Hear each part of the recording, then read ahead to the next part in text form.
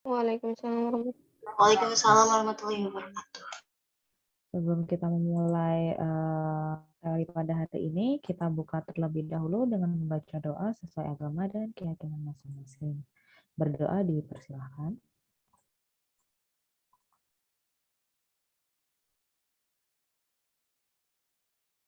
wabarakatuh.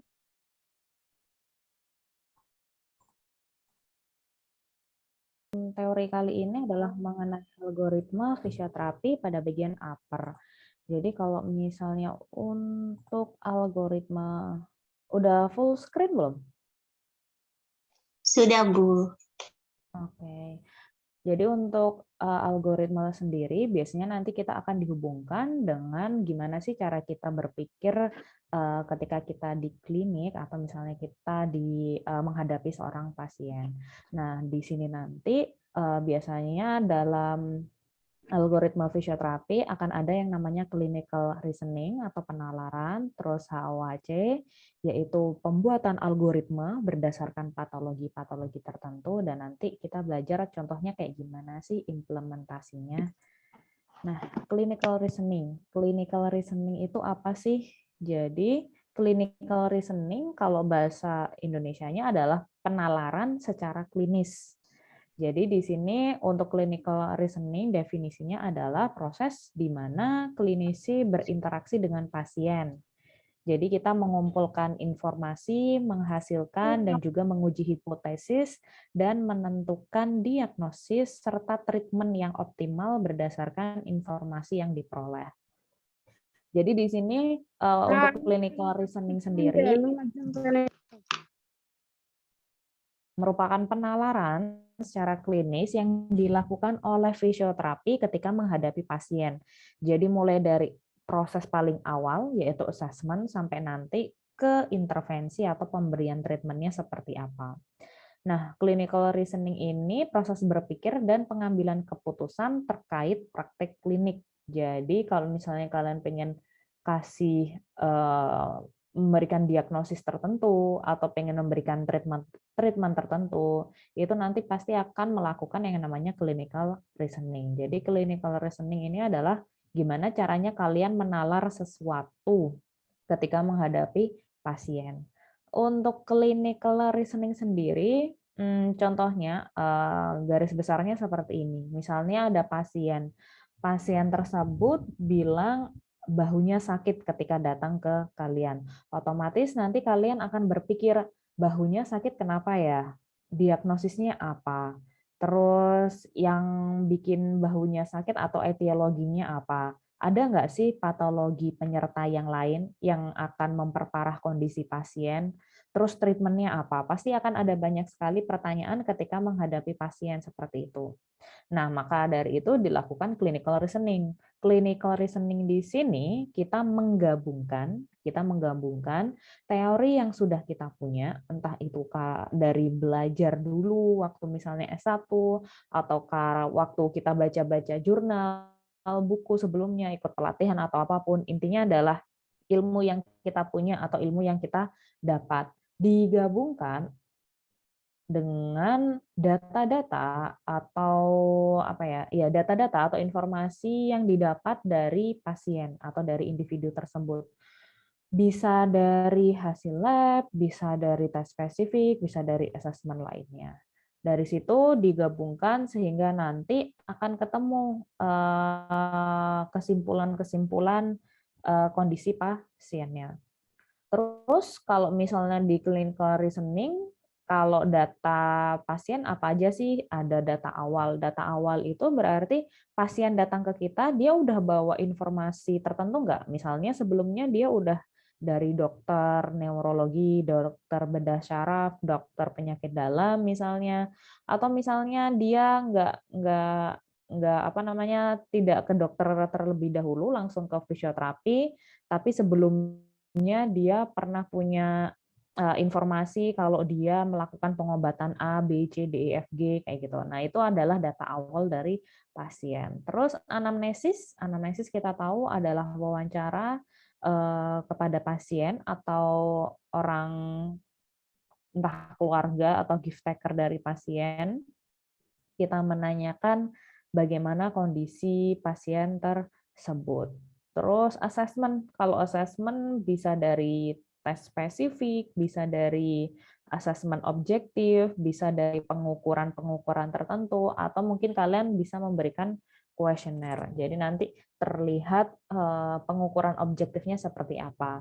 Terus juga kalian bisa mencari tahu melalui data penunjang. Misalnya pasien tadi bahunya sakit, sebelumnya dia udah pernah ronsen, terus ternyata dilihat dari hasil ronsennya ada proses degeneratif atau ada bursitis, misalnya seperti itu. Jadi ada data awal, anamnesis, assessment, dan juga data penunjang.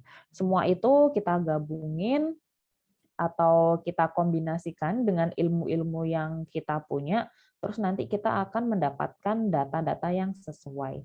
Jadi kadang apa yang kita pelajari secara teoritis, entah itu dari kuliah atau misalnya dari seminar, kadang berbeda dengan apa yang ada di lapangan. Misalnya kalau di kuliah kita belajarnya secara individualis, patologinya cuma satu doang, misalnya tentang osteoartritis atau misalnya tentang frozen shoulder aja.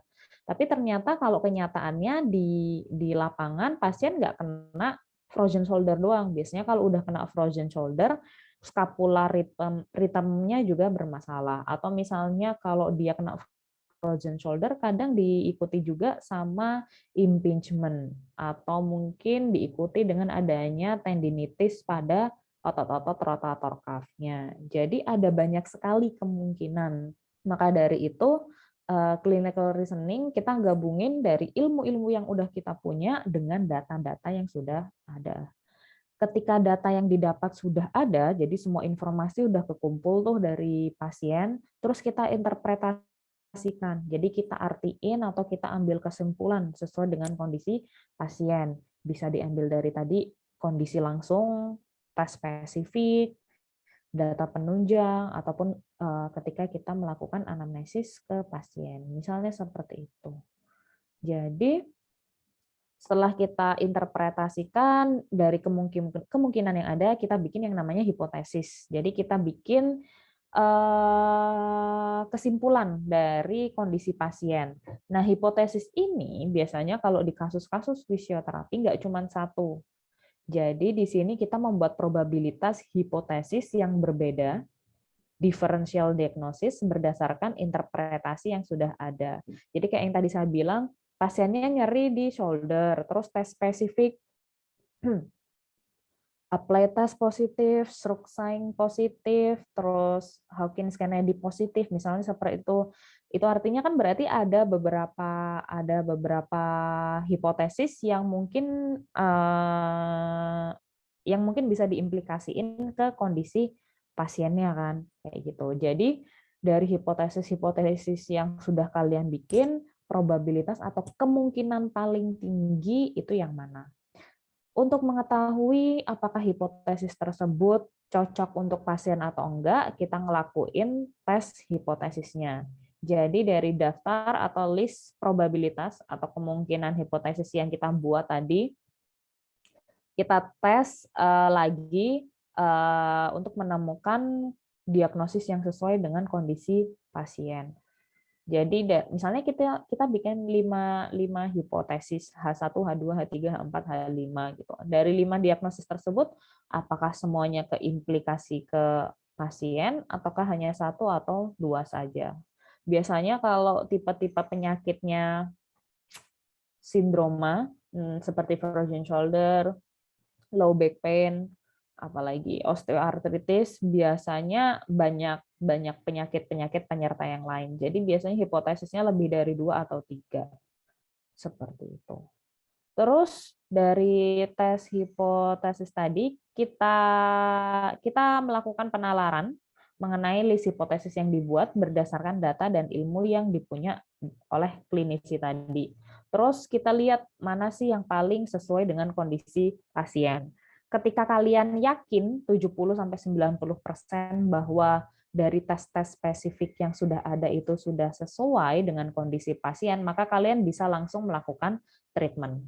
Jadi gimana caranya kita bisa yakin 70-90%? Kita lihat dari data-data penunjang ataupun dari tes-tes yang sudah kita lakuin. Misalnya pasien apa ya? Misalnya ada pasien low back pain. Untuk pasien low back pain kan penyebabnya atau etiologinya ada banyak.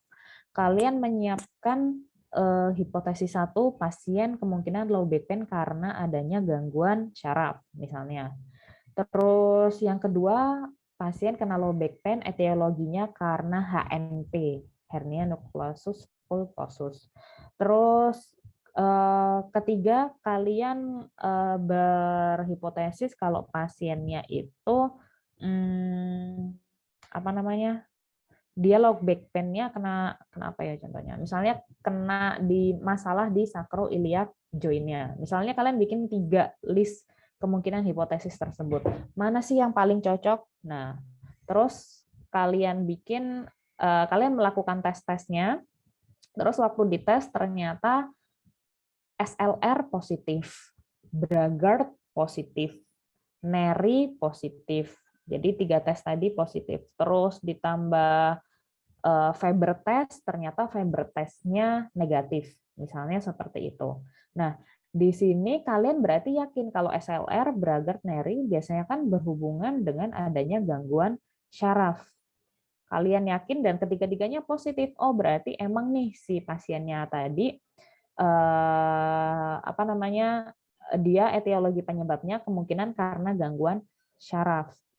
Jadi kalau misalnya kalian yakin hipotesis ketiga yang penyebabnya tadi SIJ dibuang aja gitu. Jadi kalau misalnya kalian yakin semuanya positif terus misalnya didukung dengan ternyata ada waktu dicek MRI sarafnya ternyata emang ada penyempitan misalnya atau misalnya waktu kalian anamnesis ke pasien ternyata pasien punya kecenderungan sering membungkuk pekerjaannya.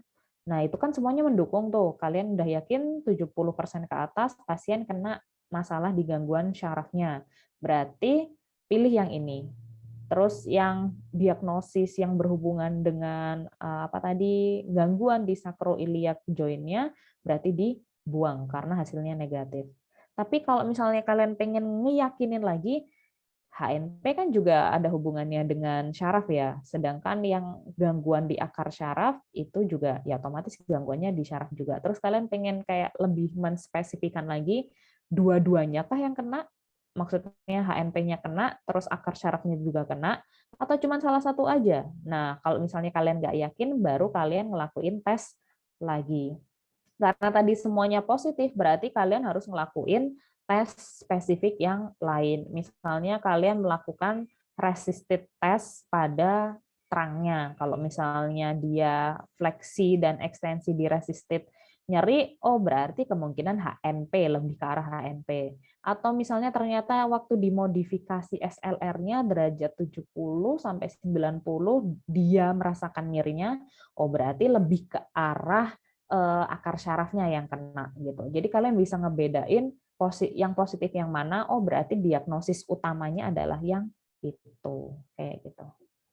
Jadi kadang kalau misalnya di lahan atau ngelihat di rekam medis, biasanya di rekam medis diagnosis medisnya cuma ditulis satu. Jadi misalnya kalau ditulis low back pain, ya udah low back pain gitu doang. Tapi nggak ditulis kayak low back pain at causa apa. Padahal kalau low back pain sendiri intervensinya nanti pasti berbeda tergantung dengan dia penyebab atau etiologinya seperti apa. Maka dari itu kita perlu tahu kira-kira penyebabnya apa atau apa ya etiologi utamanya itu apa. Seperti itu. Nah, kita masuk ke HOAC. Itu tadi adalah clinical reasoning atau penalaran gimana cara kita menalar kondisi atau data-data yang sudah ada, terus kita bikin kerangka berpikir kita diagnosis yang bisa kita ambil apa, terus nanti treatment yang bisa kita ambil apa. Nah, kalau HOAC itu dia hypothesis oriented algorithm for clinician. Intinya adalah bentuk clinical reasoning yang sudah diadaptasi atau dijadikan sebagai algoritma. Kalau algoritma itu berarti dia udah ada struktur atau udah ada runtutan berdasarkan EBP. Jadi HOAC ini dia adalah metode untuk melakukan evaluasi dan perencanaan treatment pada pasien. 5 elemen HOAC sendiri ada examination, evaluation, diagnosis, prognosis, dan intervention. Ini adalah manajemen fisioterapi yang emang kita udah lakuin lama kan. HOAC 2 itu keluar tahun 2003 kalau nggak salah. Jadi udah sekitar berapa? Hampir 20 tahun kita pakai untuk HOAC 2. Sebelumnya itu hanya HOAC saja. Terus karena sesuai dengan perkembangan ilmu, perkembangan zaman, HOAC-nya di-upgrade sehingga menjadi HOAC 2. Dan HOAC 2 ini nggak saklek, jadi biasanya tergantung nanti kondisi individunya kan seperti apa. Nah, HOAC 2 ini hanya membantu kita gimana kita menyimpulkan atau mendeduktif suatu patologi dan memberikan treatment yang sesuai berdasarkan evidence base yang ada. Soalnya kalau kita ngelihat evidence base, setiap tahun pasti ada, nggak selalu pasti, cuman biasanya setiap tahun akan ada kayak perubahan, upgrade, atau misalnya kayak icing, kalau dulu icing itu direkomendasikan untuk cedera-cedera akut, kalau sekarang kan dijadikan pertanyaan apakah kalau misalnya kondisi inflamasi akut perlu dilakuin icing, misalnya kayak gitu. Jadi di HOAC ini kita ngambil elemen-elemen yang sesuai dengan kondisi pasien saja, yang bisa kita aplikasiin ke pasien, karena nggak semuanya bisa diaplikasiin ke pasien.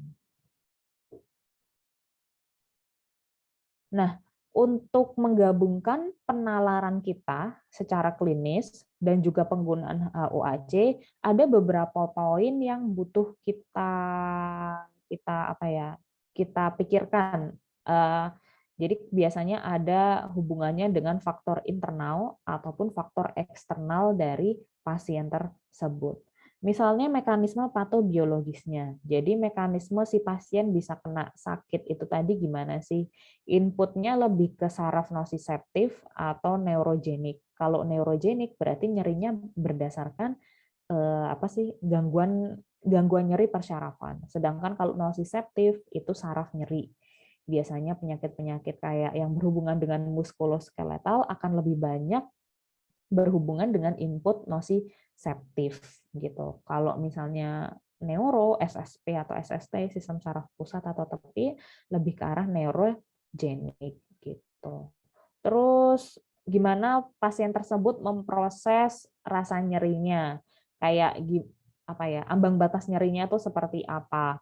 Terus dia itu lebih kerasa nyerinya di bagian sentral pusat, kognitif kah, atau di tepi. Jadi yang bikin dia tambah sakit atau tambah nyeri, prosesnya itu di mana kayak gitu. Terus outputnya itu ke motoriknya kah, ke kulitnya kah, ke saraf simpatetiknya kah, ke endurance-nya kah gitu. Outputnya bisa macam-macam. Jadi walaupun yang masuk inputnya cuma ke nosiseptif doang, mungkin efeknya bisa ke mana-mana. Terus dysfunction atau impairment. Kalau disfungsi itu adalah gangguan fisik umum yang dijelaskan oleh pasien seperti keterbatasan, terus juga partisipasi restriksi dari pasien. Intinya adalah gangguan yang dilihat dari point of view pasiennya. Tapi kalau impairment itu adalah gangguan spesifik dalam fungsi tubuh atau struktur setelah kita melakukan pemeriksaan. Jadi kalau misalnya untuk impairment berarti dia ada ketika kita sudah melakukan assessment ataupun tes-tes spesifik yang dilakuin pasien. Nah, kalau disfungsi biasanya bentuk kata-katanya lebih ke arah gangguan fungsional. Jadi misalnya pasien bilang nggak bisa jongkok, pasien nggak bisa jalan, pasien nggak bisa naik turun tangga, atau pasien cepat capek, itu masuknya ke disfungsi. Sedangkan kalau impairment itu adalah tes-tes yang udah kita lakuin. Misalnya di palpasi ada tightness, ada spasme, atau waktu dicek PFGD ada keterbatasan ROM, ada Enfield-nya abnormal, misalnya seperti itu. Itu untuk impairment-nya. Selain mekanisme patobiologis, terus juga kita ngecek dari impairment sama functional limitation-nya seperti apa, ada juga faktor kontribusi yang bisa bikin kondisinya tambah bagus atau tambah parah. Misalnya Ini beberapa contoh yang atas ini biasanya lebih ke arah yang bikin tambah parah. Misalnya physical, jadi sebelumnya pasien punya histori cedera sebelumnya, atau mungkin pasien tersebut ternyata waktu datang ke kalian kelihatannya gejalanya kayak gejala gangguan muskuloskeletal. Ternyata ada keterlibatan dari akar syaraf. Otomatis makin makin prognosisnya makin jelek. Terus ada nyeri visceral. Nyeri visceral itu nyeri pada organ. Jadi kadang ada beberapa jurnal, cuman belum pasti semuanya menyatakan hal yang sama. Misalnya pada visceral itu kan organ dalam ya. Misalnya pada lambung, kalau lambung itu nyeri atau lambung itu ada masalah, akan ada titik visceral atau trigger point yang berhubungan dengan gangguan lambung tersebut. Misalnya kalau lambungnya nyeri, bagian pundak seseorang mungkin bisa sakit. Jadi kalau misalnya lambung sakit, yang di pikiran kita kan, oh perutnya berarti sakit, tapi nggak gitu. Ternyata ada trigger point-nya sendiri. Misalnya lambungnya sakit, itu bisa mempengaruhi bagian atau area tubuh yang lain, misalnya pundaknya.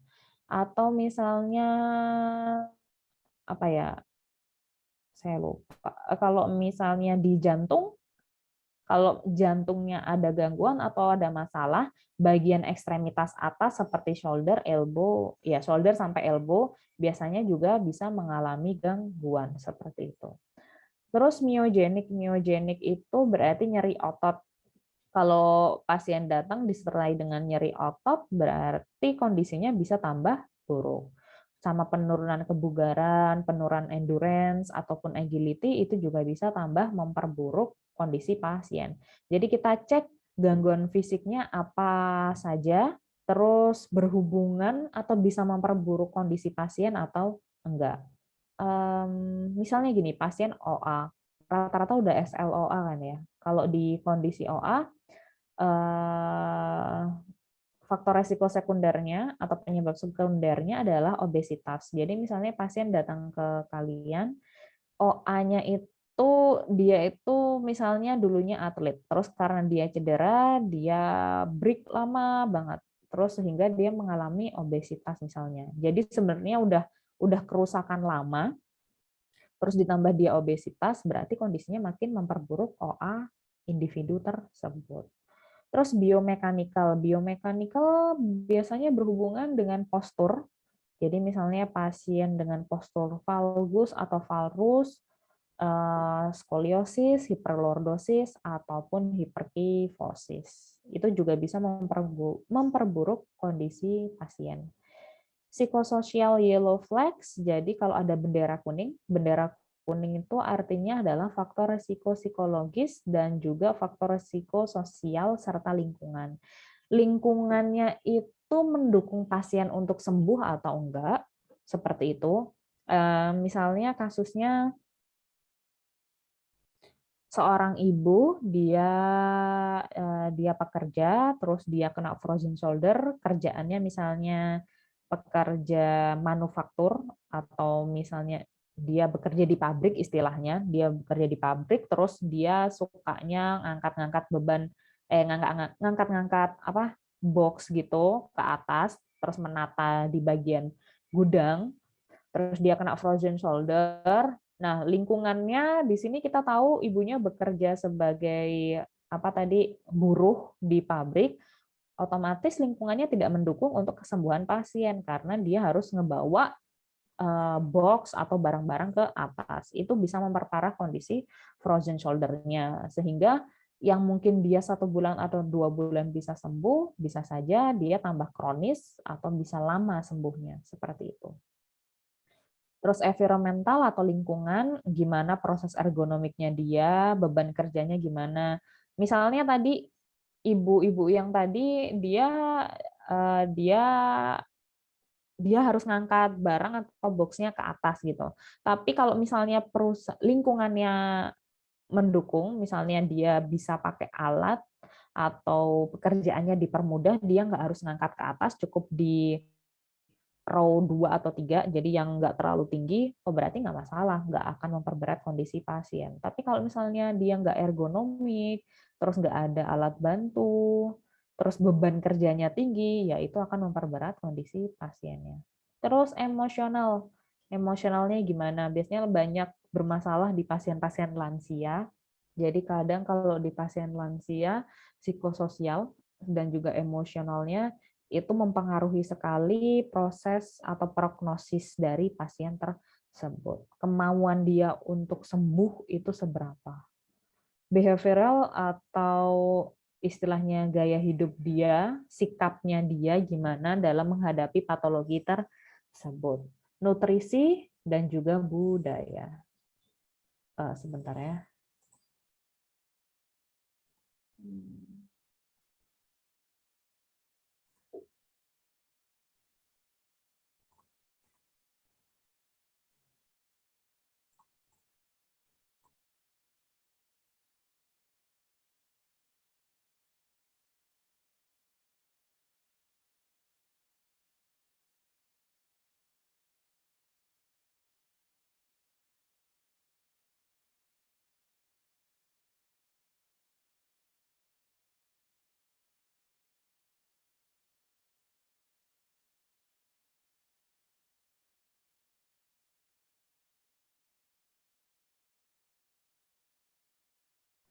Oke, saya lanjutin lagi sebentar.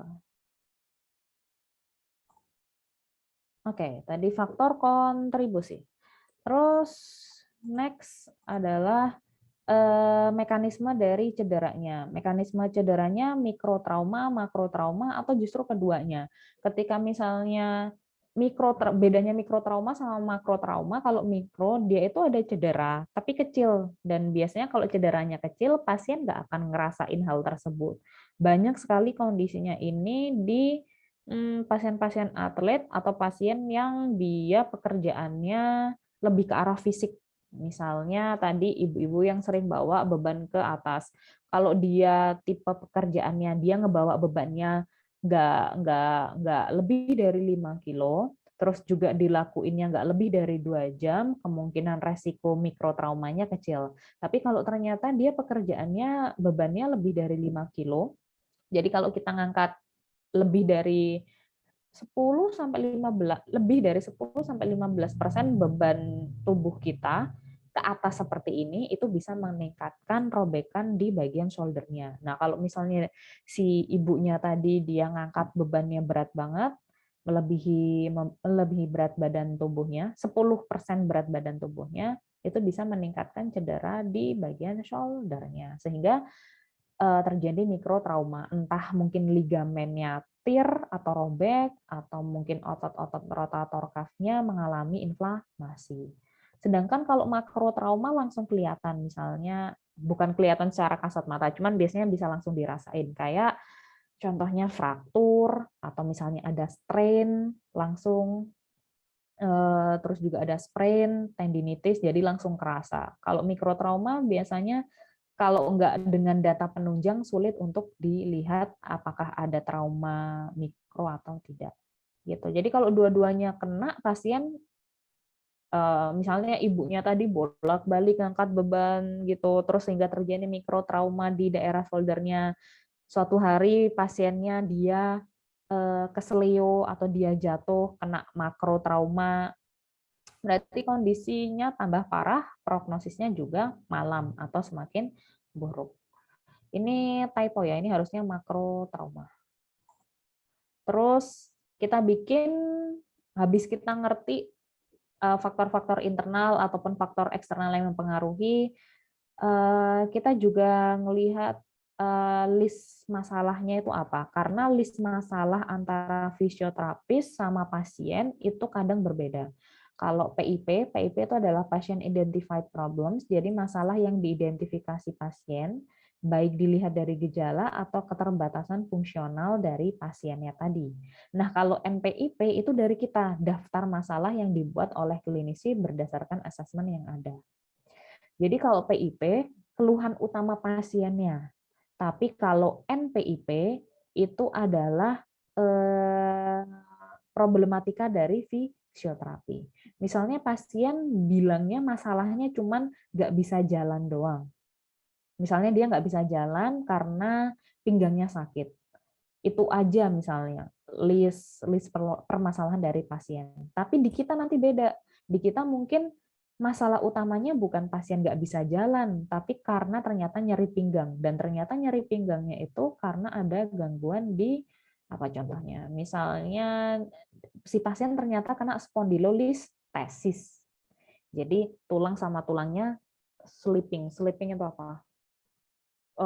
Bergeser. Jadi tulang kolumna vertebrae atas sama vertebrae bawah saling kegeser. Sehingga ketika dia bergerak, membungkuk, berjalan ternyata nyeri. Jadi problematikanya kita, yang kita bikin sama yang pasien itu berbeda. Bisa sama, bisa berbeda. Terus precaution, kehati-hatian yang harus dilihat adalah red flag.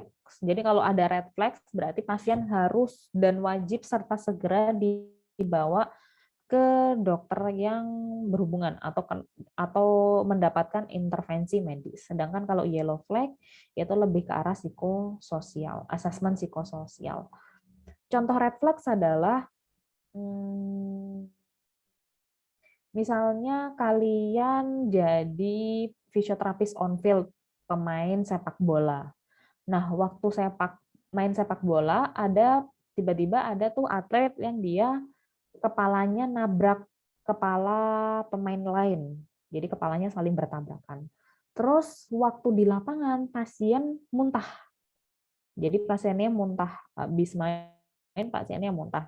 Dia nggak apa namanya, nggak bilang merasakan nyeri atau apapun, cuman dia muntah-muntah. Nah, itu merupakan salah satu red flag. Mungkin saja, jadi kayak kehati-hatian atau kewaspadaan yang harus kita lakuin, red flag itu, mungkin saja ada yang namanya traumatic brain injury, jadi ada cedera kepala, tapi nggak kelihatan dari luar. Tapi ternyata di dalam dia mengalami gagar otak, atau mengalami tadi traumatic brain injury, cedera otak gitu. Jadi itu harus hati-hati, nggak bisa ke fisioterapis terlebih dahulu, harus segera masuk ke IGD atau diperiksakan ke dokter yang terkait seperti itu. Terus lihat juga kondisi pasiennya di kondisi akut, subakut, kronis, atau akut dikronis. Kalau akut semuanya ngerti ya, biasanya tanda-tandanya berhubungan dengan inflamasi. Subakut juga, tapi kalau subakut biasanya sudah mulai proses healingnya, jadi udah masuk di fase proliferasi. Jadi kayak tanda-tanda inflamasi biasanya sudah menurun, kecuali rasa nyeri sama bengkak biasanya masih ada. Terus kalau kronis udah lama, tapi biasanya kalau kronis nanti hubungannya lebih ke arah proses healing ke arah fungsionalnya. Jadi bukan ke arah impairment atau gangguan struktural, tapi lebih ke arah fungsional. Nah, kalau akut di kronis itu biasanya banyak di kondisi pasien-pasien dengan gangguan degeneratif, myogenik, ataupun neurogenik. Jadi misalnya pasien OA, atau frozen shoulder, low back pain, mereka itu punya kecenderungan akan balik lagi ke kalian. Jadi ada yang namanya recurrent injury. Karena tadi kemungkinan fase akutnya balik lagi. Jadi ada yang men-trigger itu apa? Ada yang memicu si pasiennya supaya tanda-tanda inflamasi atau gejala inflamasinya itu muncul lagi. Padahal dia kondisinya udah kronis. Seperti itu. Nah, ini contoh algoritmanya. Jadi sebenarnya kalau algoritma ada banyak ya. Ada kasus frozen shoulder, shoulder impingement, tennis elbow, golfer elbow, HTS, trigger finger, apalagi cervical root syndrome, cervical pain.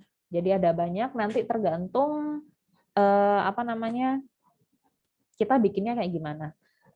Ada beberapa yang udah dipublish, misalnya untuk gangguan cervical sama gangguan cervical, terus low back pain, osteoartritis, beberapa patologi udah ada yang dibikin HOAC-nya. Jadi udah dibikin algoritmanya secara terstruktur. Tapi ada banyak juga yang belum. Misalnya kalau yang frozen shoulder ini karena sindromanya terlalu umum, belum secara apa ya, systematic review belum dibuktiin, tapi ini secara case study sudah dibuktiin dari beberapa jurnal dan hasilnya bagus atau hasilnya sesuai. Misalnya pasien datang ke kalian, yang pertama kita lakuin anamnesis, yaitu anamnesisnya ada yang sesuai nggak? Misalnya klien dengan keluhan nyeri bahu lengan atas dan kaku bahu, usianya lebih dari 50 tahun, tidak jelas penyebabnya. Kalau kita ngelihat di sini ada nyeri bahu di bagian lengan atas dan adanya kekakuan. Kemungkinan hipotesis kita, salah satunya adalah frozen shoulder. Hipotesis yang lain yang mungkin perlu dipersiapkan adalah shoulder impingement, terus kalau kekakuan apa lagi ya? Shoulder impingement, tendinitis dari otot-otot rotator cuff, dan bursitis dari subakromial. Misalnya itu beberapa hipotesis yang bisa kita list. Terus kita lanjutin assessment, inspeksi. Ternyata waktu diinspeksi tampak gerak skapula lebih besar daripada humerus. Jadi gerakan skapula itu waktu humerusnya digerakin, skapulanya juga ikut bergerak. Sebenarnya ketika kita menggerakkan shoulder, glenohumeral, terus bagian skapula bergerak, itu normal. Cuman kita harus melihat skapulanya bergeraknya seberapa. Kalau misalnya kita baru gerak segini doang, kelihatan nggak? 30 atau 45 derajat, terus skapulanya ikut gerak, terlalu berlebihan, berarti itu abnormal atau ada gangguan.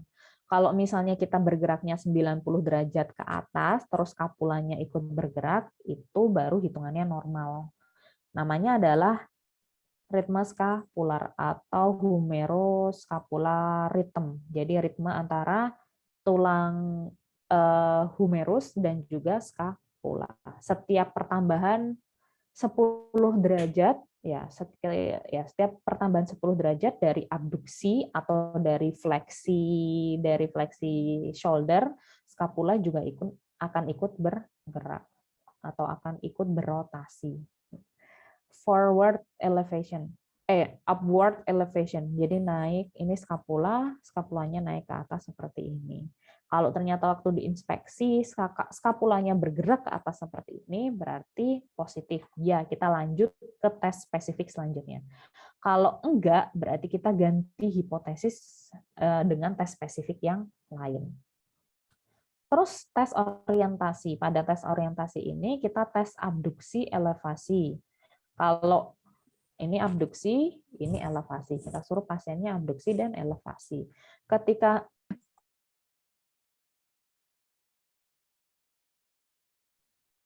Ketika pasiennya abduksi dan elevasi, terlihat ada reverse humeroscapular rhythm, itu berarti positif. Atau kita bisa lanjut ke tes selanjutnya, kita cek gerak rotasi eksternal bahu. Jadi ketika kita suruh pasiennya elevasi dan juga abduksi, kalau skapularnya ngedrop, jadi skapularnya itu ikut gerak, tapi geraknya ngedrop dan nggak sesuai dengan ritme dari tulang humerusnya, itu berarti positif. Apalagi kalau ditambah dengan adanya gerakan rotasi eksternal bahu, berarti positif. Kalau tidak, berarti kita cek pemeriksaan refleks yang berhubungan dengan tumor cervical instability. Jadi gangguan cervical itu juga bisa berhubungan dengan masalah di shoulder. Terus kalau misalnya udah positif, berarti dia benar frozen shoulder. Nah, sekarang kita ngecek frozen shoulder-nya itu etiologinya karena masalah otot atau karena masalah kapsularnya atau masalah sendinya. Kita cek satu-satu, misalnya kita pengen ngecek kalau etiologinya berdasarkan kapsul sendinya, berarti pas gerakan pasif, eksternal rotasi itu lebih terbatas dibandingkan dengan abduksi dan juga internal rotasi. Ini umum ya, dan biasanya rata-rata keluar di ujian. Kalau misalnya gerakan kapsular eksternal rotasi lebih terbatas daripada abduksi dan juga internal rotasi, maka itu adalah pola kapsuler dari frozen shoulder. Terus kita lanjut lagi, kita cek anvil-nya. Kalau misalnya ternyata elastic anvil itu ketika pasien digerakin pasif, fleksi ataupun abduksi, terus kayak berasa longgar, terus apa ya bilangnya, berasa, saya susah mendeskripsikannya. Jadi kayak berasa longgar, kayak nggak ada yang menjaga stabilitas dari shouldernya itu tadi. Nah itu berarti elastic and fill. Berarti elastic and fill-nya positif. Kita lakuin tes spesifik terakhir, tes spesifik buat ngedukung diagnosis ini, yaitu joint play movement. Kita lakuin traksi pada akhir ROM. Jadi misalnya kita lakuin fleksi, terus di fleksi ini kita kasih traksi, dan kalau misalnya pasien merasakan nyeri, berarti positif. Ada nyeri, ada elastic and fill, pola kapsulernya juga ada, berarti pasien tersebut diagnosisnya adalah frozen shoulder et causa capsular pattern atau pola kapsuler. Jadi ada hipomobilitas, seperti itu. Terus kalau misalnya pengen ngecek ototnya yang bermasalah, nah, kalau misalnya ini tips di lapangan. Kalau misalnya saat gerakan resisted pasien nyeri, itu biasanya mau kasus apapun, rata-rata penyebabnya atau masalahnya adalah di tendon ataupun otot. Di resisted ya. Kalau misalnya di gerakan resisted atau ada tahanan, terus pasien merasakan nyeri, berarti biasanya masalahnya adalah di otot ataupun di tendon. Nah, kalau di resisted isometrik pasien merasakan nyeri, terus waktu dipalpasi kok tonusnya tinggi, biasanya yang dipalpasi adalah otot-otot deltoid, anterior, medial, sama posterior, terus juga ini bagian belakang otot-otot supraspinatus dan juga infraspinatus. Kalau tonusnya tinggi atau nyeri, berarti dia positif. Biasanya yang dipalpasi adalah otot-otot stabilisator dari shoulder. Kontrak relax stretch test, kalau misalnya dia lentur setelah kita lakuin kontraksi, jadi kontrak relax stretch itu kayak gini. Pasien disuruh gerakan fleksi, dorong, relax, dorong, relax, dorong, relax. Jadi dikasih resisted terus relax, kasih resisted terus relax. Kalau misalnya dia masih lentur ototnya, masih mobilitasnya bagus, setelah dilakuin Anak-anak.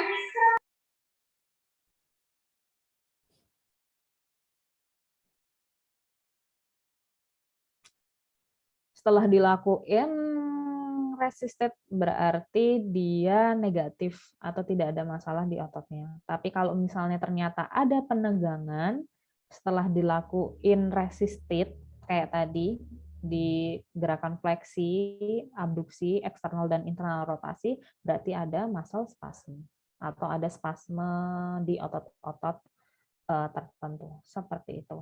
Jadi ini dia gimana cara kita mendiagnosis frozen shoulder.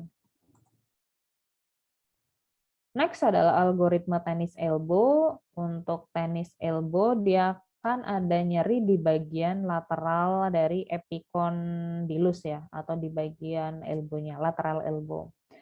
Pasien datang ke kita cek anamnesis untuk menegakkan ICD-nya atau tenis elbow-nya. Jadi misalnya pasien bilang nyeri elbow atau nyeri siku di sisi lateral, terus nyeri saat menjinjing beban, nyeri berkurang saat beristirahat, apalagi tanda dan gejala tenis elbow misalnya pasien nyeri saat bawa atau misalnya bawa barang seperti ini. Jadi misalnya bawa barang terus barangnya diangkatnya seperti ini, jadi extensive risk, pasien merasakan nyeri, oh berarti itu adalah tanda-tanda dan gejala dari tenis elbow. Kita bisa bikin hipotesis awalnya adalah tenis elbow. Terus nyerinya pada bagian epicondylus lateralis berarti positif. Jadi kalau nyerinya ada di bagian lateral elbow, di bagian epicondylusnya berarti positif. Inspeksi posisi sendinya gimana? Netralkah atau odemkah? Kalau misalnya netral tanpa odem, berarti positif tenis elbow. Karena kadang di kasus tenis elbow jarang terjadi adanya odem atau pembengkakan. Kalau misalnya ternyata ada, mungkin harus dicek refleksnya. Terus tes geraknya, orientasinya Oh, sama di posisi sendinya misalnya ada valgus atau valrus. Jadi kemungkinan tenis elbow-nya karena dia ada malposisi sendi, valgus atau valrus. Terus tes gerak, tes orientasinya misalnya nyeri gerak saat fleksi dan ekstensi siku. Terus juga ini yang penting tes gerak isometrik dorsal fleksi tangan. Jadi dorsal fleksi atau ekstensi wrist, pasien merasakan nyeri berarti positif. Kalau ternyata tidak dari tes-tes gerak ini, oh berarti kemungkinan yang kena adalah ligamen kolateral lateral. Perlu dicek varus test. Tapi biasanya kalau varus test kita ngelihat bentuk elbow-nya nanti ada kecenderungan ke arah valgus ataupun ke arah valrus. Biasanya kalau diagnosis pembanding dari tenis elbow adalah tadi adanya tear atau robekan di ligamen kolateral lateral. Jadi itu adalah ligamen yang menghubungkan antara tulang humerus dan juga radius ulnar. Terus misalnya positif nih, kita lanjutin penegakan diagnosisnya pakai tes-tes khusus, misalnya Mill test buat ngelihat nyeri. Terus kita cek palpasi di bagian epicondylus lateralis ada nyeri tekan atau enggak. Di tenis elbow sendiri itu ada beberapa poin, jadi ada tenis elbow 1, 2, dan 3. Dan tempatnya bisa berbeda-beda. Kadang ada yang di muscle belly-nya, kadang ada yang di tendon ekstensornya. Kalau di tenis elbow kan yang kena adalah grup otot dari tendon ekstensor wrist. Misalnya seperti itu. Nah, kalau kita ngelihat ekstensornya kan ada banyak, ekstensor carpi radialis longus, ekstensor carpi radialis brevis, ekstensor carpi ulnaris, ekstensor palmaris, ekstensor digitorum. Jadi ada banyak, tergantung nanti nyerinya ada di bagian mana. Makanya kita perlu palpasi nyerinya di bagian epicondylusnya kah atau di bagian muscle belly-nya kah. Kalau misalnya di bagian muscle belly, kemungkinan bisa strain, tapi atau mungkin bisa kemungkinan adanya osteofit, jadi ada tulang yang tumbuh di bagian radius atau ulna. Tapi kalau di tendonnya rata-rata penyebabnya adalah karena tenis elbow tadi, atau adanya gesekan atau robekan dari grup otot tendon ekstensor. Terus pain free grip strength, jadi pasien disuruh menggenggam, menggenggam, rileks gitu. Kalau positifnya adalah ketika pasien merasakan nyeri. Kalau misalnya semuanya dari tes sebelumnya sampai tes khusus ini ternyata positif semua atau ada, berarti diagnosisnya adalah nyeri siku lateral akibat tenis elbow. Jadi bagian elbow lateralnya mengalami nyeri karena ada masalah tenis elbow. Problematikanya adalah karena tadi gangguan di otot-otot ekstensornya.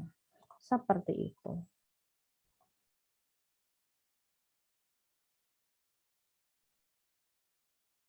Oke, ada pertanyaan?